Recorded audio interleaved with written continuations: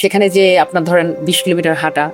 পঞ্চপাণ্ডবের কেবের ভিতরে যাওয়া, এরপর হচ্ছে ঝর্ণার পানিতে গোসল করা, জঙ্গলের ভিতরে তাঁবু করে থাকা, তারপর কুকিং করা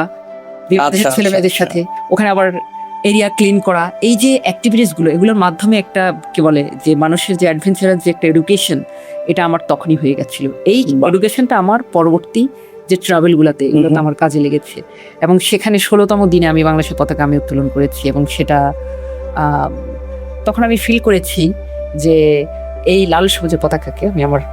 মানে সারা পৃথিবীতে আমি নিয়ে যাবো। এটা আমার ভেতরে, আমি যখন ক্লাস 9-10-এ পড়তাম তখনই আমি ভাষা আন্দোলন, মুক্তিযুদ্ধের উপর যে বইগুলো ছিল সেগুলো পড়েছি, এবং সেগুলো মনে হয়েছে যে আমার ভেতরে এক ধরনের দেশের প্রতি একটা দেশাত্মবোধ, যেটা এটা আমার ভেতরে সবসময় কাজ করতো, যে আমি আমার যেই কাজই করি না কেন, আমাদের বাংলাদেশকে মানুষ অনেক সময় ঘৃণা করে যে বাংলাদেশ থেকে এসেছি, একটা ইউনিক কিছু অ্যাচিভ করব যাতে বাংলাদেশের নাম বিশ্ব মানচিত্রে থেকে যায়।